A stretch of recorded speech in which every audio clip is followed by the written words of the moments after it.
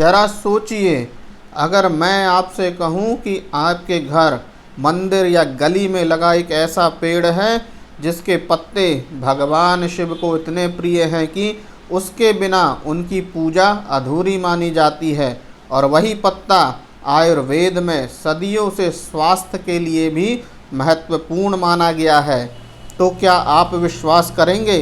लेकिन रुकिए, सबसे हैरान करने वाली बात अभी बाकी है। आयुर्वेद में बेल के सिर्फ पत्ते ही नहीं, बल्कि उसका फल, छाल, जड़ और बीज तक उपयोगी बताए गए हैं। तो आखिर इस वृक्ष में ऐसा क्या है जो इसे देव वृक्ष का सम्मान दिलाता है? आज मैं आपको बताने वाला हूँ बेलपत्र के ऐसे रहस्य जो शायद आपने पहले कभी नहीं सुने होंगे।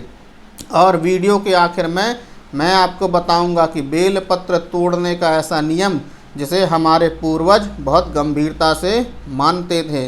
तो दोस्तों, भारत की सबसे बड़ी ताकत क्या है?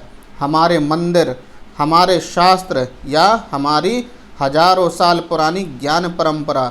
सच्चाई यह है, हमारे पूर्वज किसी भी पेड़ को बिना कारण पूजनीय नहीं बनाते थे।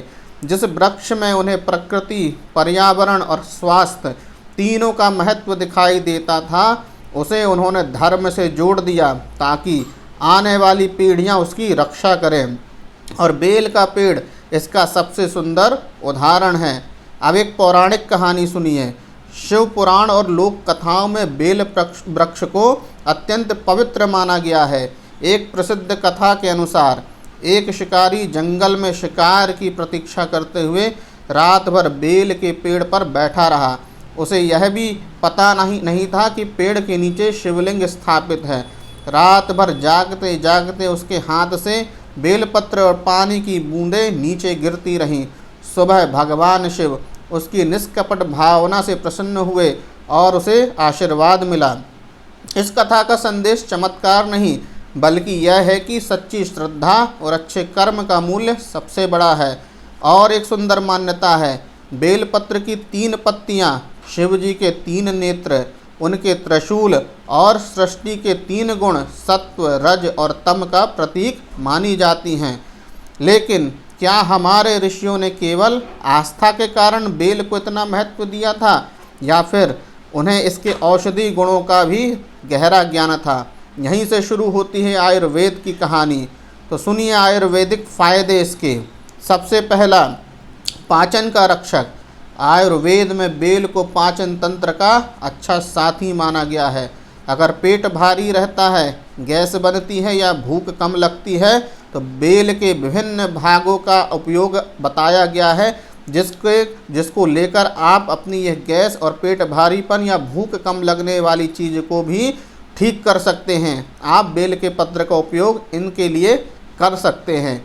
दूसरा, ब्लड शुगर के संतुलन में बहुत अधिक सहायक।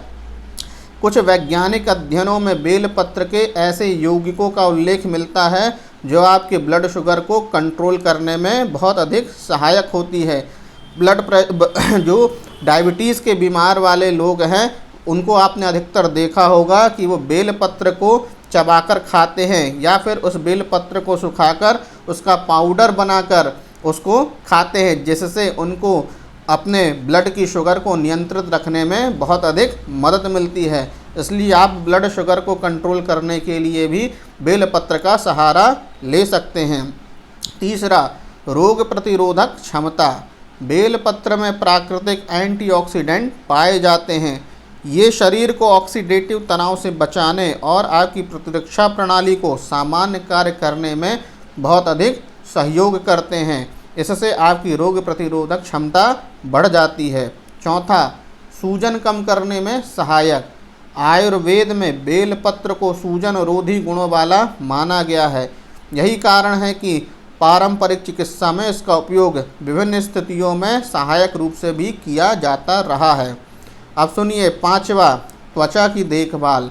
ग्रामीण भारत में आज भी कुछ लोग बेलपत्र का लेप लगाकर अपनी त्वचा की देखभाल करते हैं।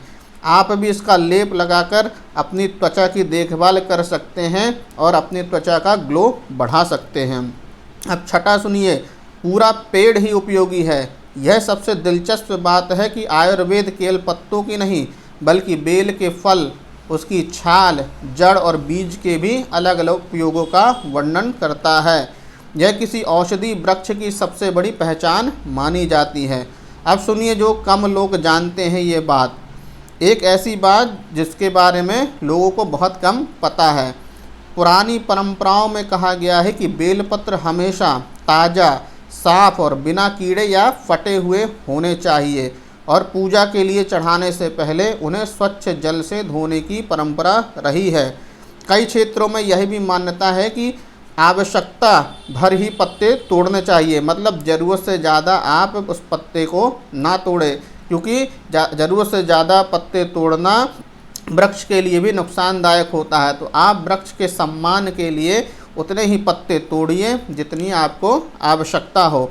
यह परंपरा हमें प्रकृति के प्रति जिम्मेदारी का भी मैसेज देती है। अब सुनिए, यदि कोई व्यक्ति चिकित्सीय सलाह के अनुसार बेलपत्र का उपयोग करना चाहता है तो उसे आप 2 या 3 साफ और धुले हुए पत्ते सीमित मात्रा में चबा सकते हैं।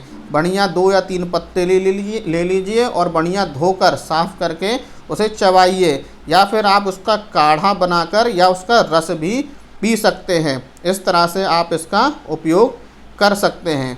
तो दोस्तों, अगली बार जब आप शिव मंदिर जाएं और अपने हाथ में बेलपत्र लें तो याद रखिए, आप केवल पूजा का एक पत्ता नहीं पकड़ रहे, आप हजारों वर्षों की संस्कृति, आयुर्वेद, प्रकृति के सम्मान और भारतीय ज्ञान परंपरा की एक जीवित विरासत को स्पर्श कर रहे हैं। अगर आपको आज की यह जानकारी सच में नई लगी हो तो कमेंट में हर हर महादेव जरूर लिखिए और बताइए अगली वीडियो किस आयुर्वेदिक पौधे पर आप देखना चाहते हैं। वीडियो पसंद आया हो तो लाइक करें, शेयर करें और चैनल को सब्सक्राइब करना ना भूलें। धन्यवाद।